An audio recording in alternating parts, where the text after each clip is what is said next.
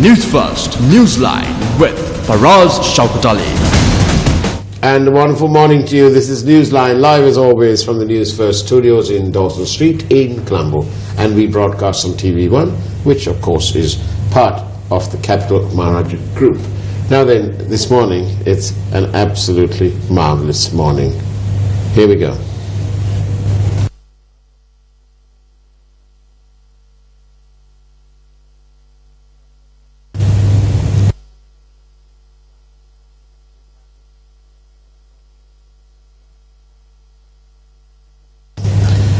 All sorts of frauds happen, and this is actually, though this is a fraud of gigantic proportions, which has captured the imagination of the world's cricketing community, this morning we're here to talk of something quite different, but fraud nevertheless.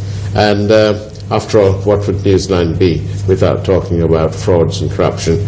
But this one is it's about cybercrime, and cybercrime has grown along with the popularity of social media networks and so on, different platforms, and the explosion in the usage of these platforms. And to discuss these matters with us is Senior Professor from the University of Sri Jayawardenepura, Professor Dr. Kennedy Kamage.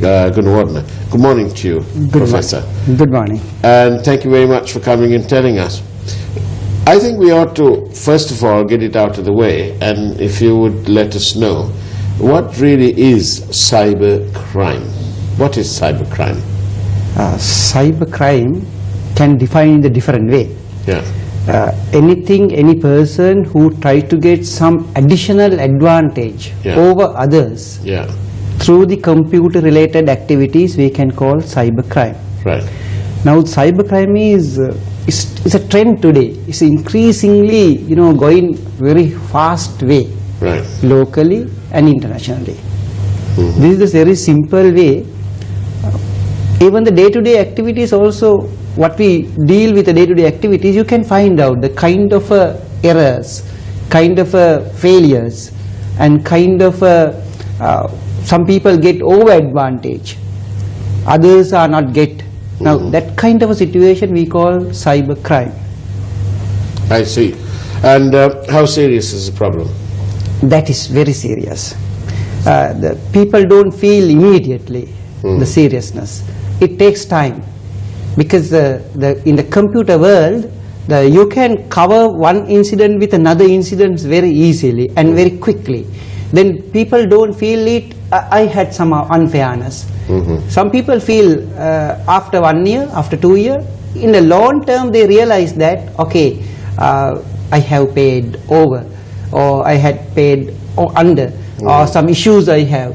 Some kind of issues coming little later. Especially field of accounting, this is a big, because it's now, a big problem. Yeah, this is a big problem. Now most of the accounting system today computerized. 99% of the company's accounting system is connected with the computers. Now when you are dealing with the computers, when you transfer the money from one computer to another company, one account to the another account, now there are things can happen. That means the auditors or maybe some people, they're not aware about the much. They go with a traditional mechanism always, and you can't feel the vouchers today. That's all vouchers are virtual vouchers, or it's a digital documents. We are transferring from digital document from one section to another section. Really, not like earlier. Earlier, everything you have a legal form, legal signatures, legal you can find the person who check, who verified, who inspect. There are things there. But now, everything in a minute, we transfer from one system to another system. Within this process, there are so many malpractices can happen. You said mainly to do with accounting. Yes. Have you got any sort of examples? Yes. That one that maybe without mentioning names you can tell us about that? Very, very simple, our day-to-day activity. I think we all have I think today most of the Sri Lankans, they have a credit card. Or a debit card. Debit card or a credit card. You get monthly statements. Yeah. You never check that monthly statement figures. You are not going to verify with the monthly statement figures with the slips or a vendor slips. With your when you buy the vendor goods, slip, vendor slip. your receipt. Your receipts. Yeah. When you buy the goods, you sign and hand over the copy to the vendor, and you have a copy of that. Yeah. You are not compare with that copy with your credit card statement what you send by the bank. Right. You not. Normally we don't do. Or your credit or debit card. It's a card statement. Yeah, it's a statement. You are not checked. Right. If you go through with 5-6 statements or a 5-6 month, maybe you can find out certain things which you are not bought or you are not purchased. Some cost is there. I see. Right. You can talk to the certain banks. Definitely certain banks say, sorry, this is an error. This is a system error. Then you can do some adjustments and all. But that is not the issue, right? There are things happening like that everywhere. I see. It's a very simple day-to-day malpractices. I see. So we've got some clips here to sort of cards to play, to have a look at it. So there are different types of fraud. Yes. And what are they mainly? The occupational related and other than the occupational related. Right. Right. So what are occupational related, like fraudulent statements, financial, non-financial, which you just said? What about this asset misappropriation, theft of cash, fraudulent disbursements, inventory and other assets, bribery and corruption? Yeah, especially this overvalue of the assets. Right. Now most of the financial statement, company final accounts, nowadays connected to the internet. Right. Through a PDF version or maybe in the HTML version. Right. You can go to the website, you can find the company's annual reports. Yeah. Now especially people who are dealing with the stock market, they want to check the financial statement, whether this company have a good value of the assets or what is their liability sides and all. Now I'm not talking about the Sri Lankan system. In an international system, people always do, they modify without knowing to the auditors, without knowing certification from the auditing process, they modify the assets value. Wow, that's overvalue the assets. So that's a bit misleading and it doesn't help the Definitely it's a misleading to the investor's point of view. Yeah. And then they think, okay, this company is fine, they have a lot of values, right? Assets are very good. Then they do investment at last. Right. Finally what happened? This is not a reality. So how does one detect that? Are there companies who specialize in providing a service that keeps the data, the integrity of the data and so on? There are companies who are specializing and doing such a things. These are illegal, unethical, but there are companies. But one thing I want to tell you, the cyber crimes are popular among the white collar jobs people. The white collar mean the company executives or accountant or a financial section, big people. Right, the managers level. Not like the below level people. We call not come under the blue collar employees. This is totally for the white collar employees job, because they are knowledgeable about the computer science and they know some modifications worthful or show up the some CEOs, not in Sri Lanka, internationally. Now CEO want to say that after I got the job, after I became a CEO, my company doubled the profits or tripled the profit or performance as well. Then some modification, the different manner they can do it. That is what I want to tell you. This is popular among the white collar employees. The white collar employees. But then there's also this other thing, isn't there? Now, in between, I've been reading in the papers and hearing it on the radio and watching it on the news. This national payment platform. Yes. Now, you said, and you're quite right, I don't think many people really sit down with their statement and their little slips and compare. But at the moment, this national payment platform is done, I think, being done by the central bank. So we're a little bit more safe in our minds, anyway. Yes. Because as long as we're not buying bonds, that bond is a bit of another thing. But anyway. not to put too much of a joke on it, we are secure because the central bank is handling our data. But now, Professor Kennedy, now if you have a look at everything else that is in place in Sri Lanka, for example, we don't have any specific data protection laws, for example. So we have very limited privacy laws. So whereas in the mature democracies of the world, we have both those in place. We have laws to protect our privacy, we have laws on data protection and so on. So in Sri Lanka, in the absence of that, we the people obviously get a bit concerned when there are new proposals being put up to bring this payment platform and that payment platform to some private company, to individuals who are untested. What is your take on that? Are we right to be fearful? Yeah, it's very, very interesting topic. Honestly speaking, we all in risk. As a community, we all at risk. We are as a community, we as a people, community of general public, of card online payment system. Because nowadays, even the banks also go to the online. Everything, even the utility payments also doing online. Yeah. Right. We all at risk level.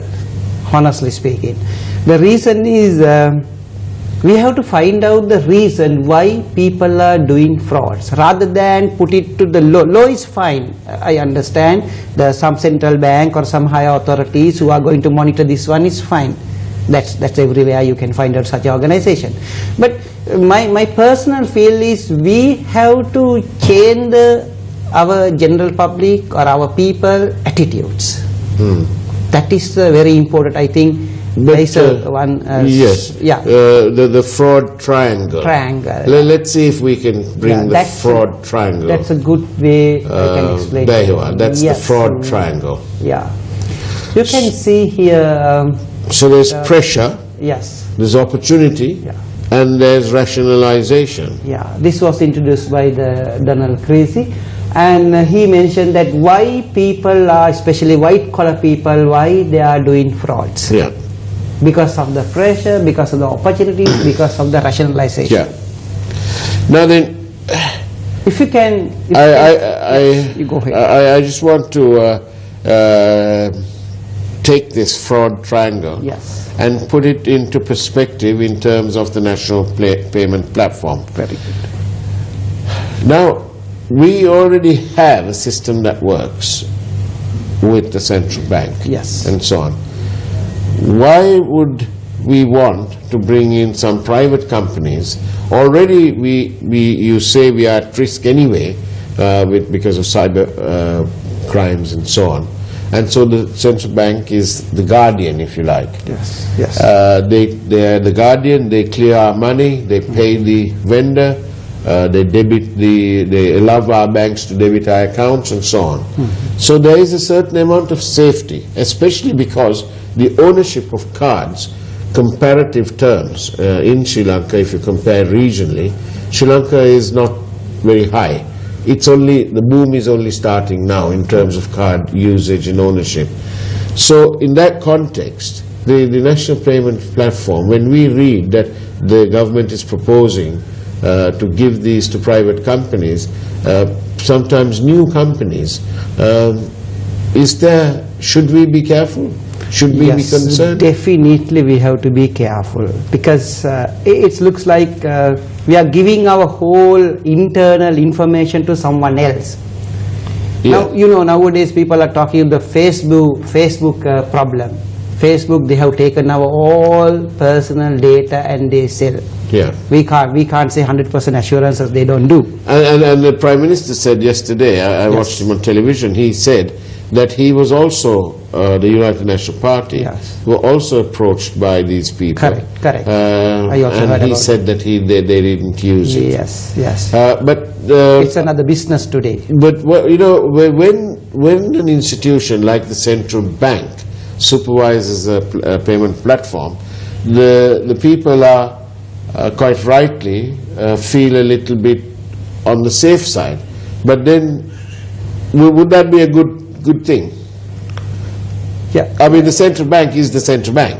Yes. But on the other hand, when we have people like who've been later found to be involved in the bond scam, for example, and then you look at them proposing payment platforms to some unknown outfit, then the people should be concerned. Now, what I feel in central bank, they play a wonderful role, but only the issues, they are not updating with a new skills and with a new knowledge. Right. They still go with a traditional pattern. But our central bank, yes, and as bankers usually are treading carefully. They don't want to rush into things. Whenever I've spoken to central bankers, they say, yes, we know, but we like to study every angle. Yes. And we don't want to rush into things. Yes. Because the people's monies are at risk. Yeah. So, which is why some of these central bankers, most of them I've spoken to, I haven't yet met one who is in favor of moving away to another platform run by people who've been involved in all sorts of scams. How confident are you that the people are right in wanting the central bank to handle these transactions? Like I say, because of the lack of other mechanisms. Yes. For my belief, yes, we need good training and development. I think the central bank really necessary good skillful employees who can find out the cyber crimes, who can find out the something differently. Now the crimes are different rather than the 30-40 years back what we had. Something are quite different, especially currency. So what you're saying is that this exercise is in good hands with the central bank, but they need to change. They need to change. Right. They have to change, I think, as a 360 degrees they have to change. But as long as they change still in the traditional manner. I really feel that. So you want them to be a bit more modern? More modern and more technology-oriented way. Well, okay. Yeah, technology-oriented. We're going to ask you another question, but when we come back after this break. Don't go away. After all, this is Newsline. And welcome back to Newsline. Now then, we're in the company of Professor Kennedy. Now then, Professor, you say that the central bank should be more progressive and they should do a 360-degree turn. Sure. But I noticed that you say that it is the central bank. Yes. Because do you agree then that the central bank is the safest bet, but they need to make changes? Should they own the business or should they merely supervise the business? No, due respect to the central bank. Yes. They played good role and very interesting role, I think, 10 to 15 years back. Right. But now whole transaction systems and mechanisms are changing, has changed. Now issue is this, central bank is not familiar to these changes because of the lack of educated people. Maybe the central bank are full of professional, highly educated people. It's true. All economics subject is concerned, they are law, economics and accounting, they are well. So you mean they some new trends, I am talking about the new trends, especially some new skills. New skills, especially, they have to find out something before happening. Yeah. That is what we really need.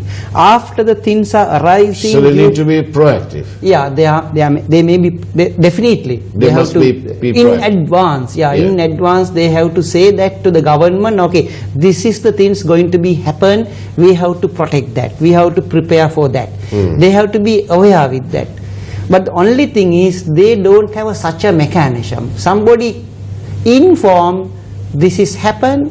We had issues now, then they actively involving with that. Have you ever spoken, have you had an opportunity to speak with, say, the governor of the central bank? Have you written to him? I'm also one of the trainer to the central bank, honestly speaking. So then it's your fault then? This means I'm not training central bank employees, especially concerned that they have some training program. Yeah. We conduct the training. I'm a resource person to them. Great. That is for accounting and budgeting and everything is concerned.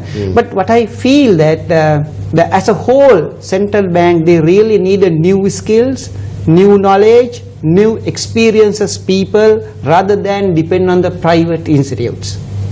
Because the private institutes? Because, Why? we can't trust 100%. We can trust 100% central bank. This is our bank, our main bank, our main body, right? We have to further strengthen them. We have to put more skills to them. We have to. They got to invest money and people. Yes, especially government want to send them to the good countries and give a good training, especially new topics like cyber. Actually, you're so right, Professor. That's where the money should be spent. Yes. Not on 2 million rupee jackets and fancy hotel trips around the world. True. The abuse of the card that's given to governors, and for them to fix figures and do all sorts training of and development. Training and development. We have to invest more money, especially we have to train many people. I think qualified people are there in the central bank. Does it annoy you, Professor, when you read in the papers? You must have read in the papers. There's so much of billions of rupees worth of fraud and so on. Does it annoy you? And as a Sri Lankan citizen, are you sad when you read in the papers about the extent of this bond scam, and then you're telling me here and you're telling the people of our country that the central bank needs to spend money on training? Does that make you sad when you see the amount of fraud and then you see the money is not being spent on training and research? Yeah, it's a sad story. There is no two words for that. Yeah. But we have to think about very carefully. We have to make a good system in the country. Yeah. We don't want to depend on the people. We don't want to depend on the politicians' ideas and all. Yeah. If you can make a strong system, then nobody can't interfere with the central bank or any other organization transaction process. Strong system we want to establish today. That is what my personal belief. I think the central bank have a good employees, skillful employees, only lacking with a new training, new development, rather than what you said exactly correct, rather than doing a trip for a shopping. The good training program and with a good output we have to train. Somebody suggested some time back, and we have some messages about it as well, that the central bank should continue to monitor, to supervise, but they shouldn't run it. Yes, they have to go beyond the role. I think according to the act, they monitor and supervising. Yeah, but they also partner. They also own part of the current payment platform. Shouldn't that ownership be sold off? Shouldn't it be given to some other government institution? Perhaps just the Treasury should be the owner of it, of that shareholding, and not the central bank. Yeah, that's what. Not only the central bank. There are some other organization, all government organization, also involving with that. My personal belief is our system is quite a old today. Even though we do some modification, but that modifications are not exactly suitable to the country's development. We have to go ahead with a new method, new mechanism, new system. But the new system is the electronic media. I mean, nowadays, most people get their news through the electronic media. Exactly. That is the trend. That's the trend. That's the new trend. Yes. So we need to move more and more towards this paperless society. And then the central bank. Do you agree that one of the things wrong that the central bank is doing is that they continue to own part of the national payment platform operator, rather than divest the shareholding and continue as the monitor, as a supervisory function, which is what the central bank is all about anyway. Yes. Do you think that is the best way forward? No, it's not the best way. I think they have to be proactive, and they have to think about. What about their ownership? Should they divest their ownership? No, they can't. They can't transfer their ownership to another person, right? Because another government institution, yeah, like definitely. the Treasury. Why? Yeah, the reason is central bank is the main platform or a main organization. They have a certain roles to play and protect the whole country situation. Right. And I think central bank, they have to think about more about the people, especially the community aspect, and rather than somebody else's decisions they don't want to implement. Yes. They should have to openly they have to criticize the ideas, openly they have to give new ideas to the people, and they have to more involvement than right now. They have to more involvement to the general public and the grassroots development of the people. The member of the general public who's watching this is asking me about blockchain. Yes. What about that? That's what I think that's make more dangerous in situation, especially money transferring and all kind of things. Right. And those things, I think the central bank. That's what I told you very beginning. Yeah. Before, central bank want to understand such a situation before that. They should have a mechanism.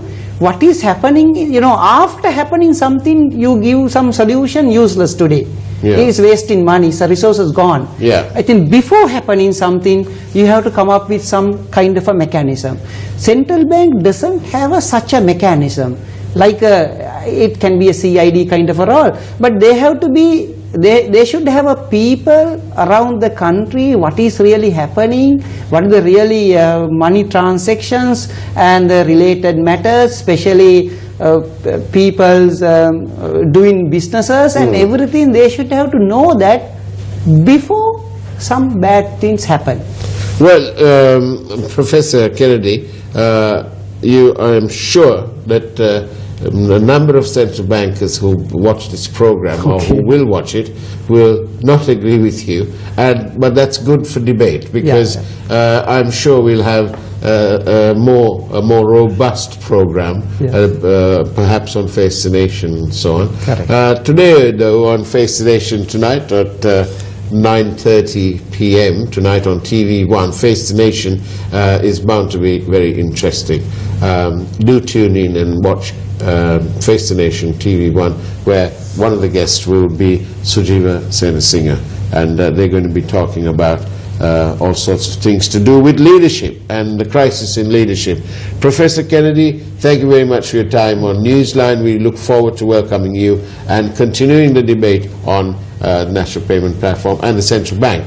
Thank you very much. Thank you. And that's the way it was on Newsline this morning on Monday. We wish you a great week ahead.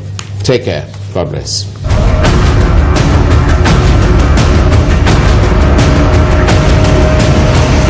News First, Newsline with Faraz Shaukat Ali.